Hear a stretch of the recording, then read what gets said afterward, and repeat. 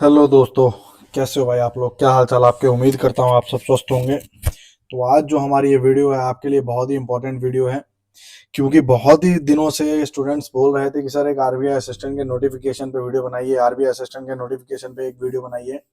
तो आज फाइनली आपके लिए एक वीडियो लेके आए हैं जिसमें हम आरबीआई नोटिफिकेशन की बात करने वाले हैं।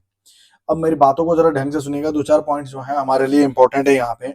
एक तो सबसे इंपॉर्टेंट ये रहने वाला है एज लिमिट का, ठीक है ना। एक तो इंपॉर्टेंट ये रहने वाला है, दूसरा ये है कि क्या इस बार नोटिफिकेशन आएगा या नहीं आएगा, अगर आएगा तो कब आएगा और नहीं आएगा तो क्यों नहीं आएगा। ठीक है जी। तो वन बाय वन सारे फैक्टर्स को हम डिटेल में जानते हैं, शुरू करते हैं वीडियो को। तो पहले तो ये देखो यार, सबसे पहले ट्रेंड क्या है कि पेपर कब आ रहा है, इसका ट्रेंड क्या है। तो लास्ट टाइम जो हमारा पेपर आया था ना आरबीआई असिस्टेंट का, वो आया था 2023 में, और उससे पहले आया था 2021 में। तो लोग एक्सपेक्ट कर रहे थे कि हर 2 साल के गैप पे पेपर आ रहा है, मतलब 2025 में पेपर आने का संभावना था। मैं ऐसा नहीं बोलूंगा कि संभावना नहीं था, संभावना था, बिल्कुल था। क्लियर। जो यहाँ पे पेपर आया था वो आया था सितंबर महीने में, और यहाँ जो आया था पेपर वो आया था दिसंबर महीने में। क्लियर। तो लोग यही यूट्यूब पे कोई क्लास भी चला रहे थे, मैं चलो उनको बुरा वाला नहीं कहूंगा, सब लोग अच्छा है, सब लोग मेहनत, सब टीचर मेहनत करते हैं, अच्छा परफॉर्म कर, अच्छा डिलीवर करने की कोशिश करते हैं। लेकिन स्टूडेंट के जज्बातों के साथ नहीं खेलना चाहिए, ये बात बिल्कुल गलत है कि भाई अब की बार आरबीआई असिस्टेंट पार। अभी तक नोटिफिकेशन का नामो निशान तक नहीं है। वो बात अच्छा है कि तुम पहले से तैयारी करो, ऐसा बात नहीं है। लेकिन बोलोगे सिर्फ आरबीआई असिस्टेंट ही करना है अपने को, उसी का पर्टिकुलर कोर्स करें, दैट इज नॉट फेयर यार। आज के डेट में ऐसा पॉसिबल नहीं है। क्लियर। ठीक है ना। वो इस टाइमलाइन को अगर हम ध्यान दें, प्रीवियस टाइमलाइन के हिसाब से अगर हम एक्सपेक्ट कर रहे थे, तो लास्ट में मतलब मान लो नवंबर दिसंबर में हम एक्सपेक्ट कर रहे थे कि अपना आरबीआई असिस्टेंट का पेपर आ जाएगा। लेकिन देखते देखते हमें शाम हो गई, साल बदल गया भाई, अब हम 2026 में एंटर कर चुके हैं, पेपर अभी तक नहीं आया है। क्लियर। ठीक। अब एक अपने, मैं मान के चलूं अगर मैं बात करूं तुमसे कि पेपर आएगा तो कब तक आ सकता है, सबसे पहला बात तो ये है। क्लियर। अभी अपने बैंकिंग में ये बात भी होगी कि पहले पीओ का एग्जाम होगा, फिर क्लरिकल का एग्जाम होगा, तो एसबीआई, आईबीपीएस, आरआरबी, वो सब तो इसी बात में फंस जाएगा। क्लियर।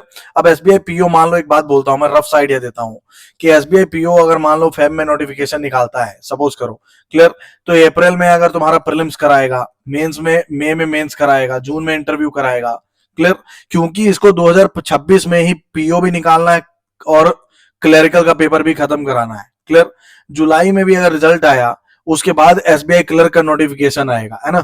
तो समथिंग ऐसा चलने वाला है। मतलब अब क्या है, पहले क्या होता था, पहले ये होता था, मैं पहले की बात कर लेता हूं। पहले पहले ये होता था कि नॉर्मली ऐसा होता था कि जितने भी एग्जाम है मोस्टली जुलाई से दिसंबर तक होता था। जो फर्स्ट हाफ है ईयर का, जनवरी से मई तक, इसमें इक्के दुक्के एग्जाम होते थे, बाकी ऑलमोस्ट ये खाली ही रहता था। ठीक है ना। तो बैंकिंग एस्पायरेंट के लिए एक ये भरा रहता, पूरा पैक्ड होता था ये। आईबीपीएस, आरआरबी, एसबीआई, सारे एग्जाम इसी में आ जाते थे, और ये बैंकिंग के लिए खाली रहता था। इक्का दुक्का कोई एग्जाम कभी आ जाए तो आ जाए, नहीं तो नहीं ही आता था। क्लियर। अब ऐसा नहीं रहने वाला, अब फुल ईयर पैक रहने वाला है, फुल ईयर पैक रहने वाला है। अब जो लोग हैं आरआरबी का पेपर दे के आए हैं, last year RRB PO mains दे के आए हैं, एसबीआई क्लर्क मेंस दे चुके हैं, उनके लिए एक बात है कि भाई अगर मान लो तुम्हारा पेपर नहीं भी अच्छा है, तो तुम्हारे पास अपॉर्चुनिटी है कि पूरे ईयर तुम स्टेप बाय स्टेप चलोगे। ऐसा नहीं है कि तुम्हें क्लर्क भी भरना पड़ रहा है, पीओ भी। पीओ भरा, अगर निकल गया तो वेल एंड गुड, साइड हो जाओ, क्लर्क क्यों भरोगे दोबारा, हाँ है ना। तो अब एक सीक्वेंस में सारी कहानी चलने वाली, अगर पूरा साल पैक रहने वाला है। क्लियर। तो तुम्हारे पास लॉट्स ऑफ अपॉर्चुनिटी है, फिर से तुम्हारे पास, मेरे को ऐसा लग रहा है कि फेब तक नोटिफिकेशन आ जाएगा एसबीआई का। हालांकि हम आरबीआई असिस्टेंट पे फोकस करते हैं, तो आरबीआई असिस्टेंट का जो नोटिफिकेशन मेरे हिसाब से, जो इन सब ट्रेंड्स को अगर मैं ध्यान दूं, इन सब की अगर कैलकुलेशन करूं, मेरे हिसाब से जैन फेब में इसका नोटिफिकेशन हर हाल में आ जाना चाहिए। क्यों? क्योंकि पेपर 2023 के बाद आया भी नहीं है, 3 साल ऑलमोस्ट हो चला है। क्लियर। 2023 के बाद तो पेपर तो आएगा ही ना, ऐसा थोड़ी ना कि पेपर ही निकालना बंद कर दिया। अभी तक आरबीआई ने ऑफिशियली कुछ ऐसा बोला थोड़ी ना है कि हम पेपर ही नहीं निकालेंगे, हाँ कि ना। मतलब पेपर तो आएगा भाई।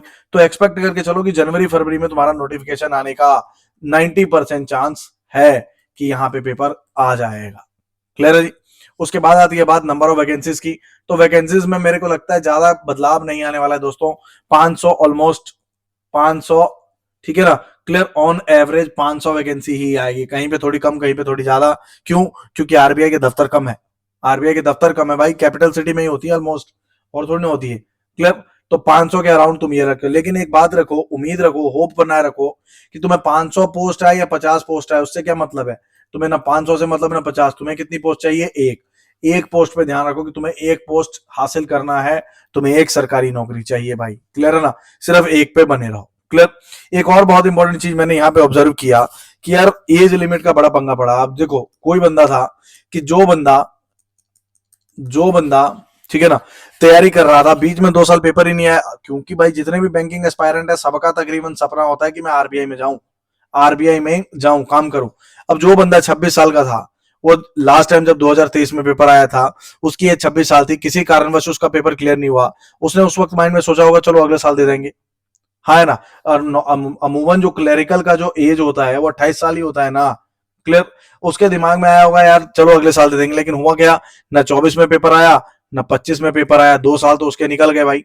2 साल निकल गए, वो 28 पार कर गया। मतलब उसका आरबीआई का जो सपना है, आरबीआई का जो ड्रीम था, वो ड्रीम ही रह गया।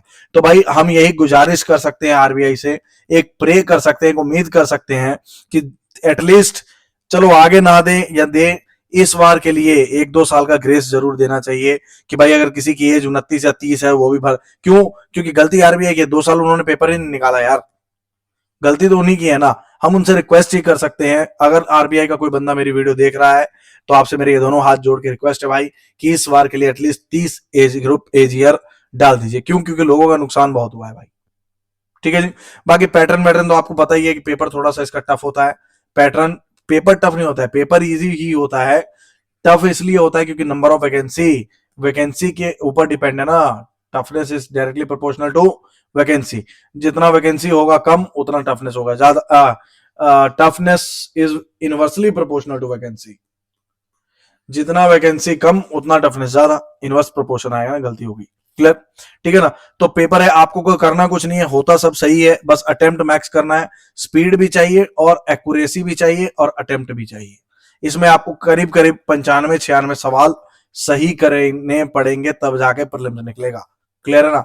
तो कट थ्रोट कंपटीशन है, अपनी तैयारी में लगे रहे। बाकी पेपर कब आएगा कब नहीं आएगा, जब आना होगा आ जाएगा भाई, आपको उससे कोई मतलब नहीं है। दूसरे पेपर अगर नहीं भी आया तो दूसरे पेपर आपका इंतजार कर रहे हैं। बाकी मिलते हैं नेक्स्ट वीडियो में। Thank you class, thanks to everyone.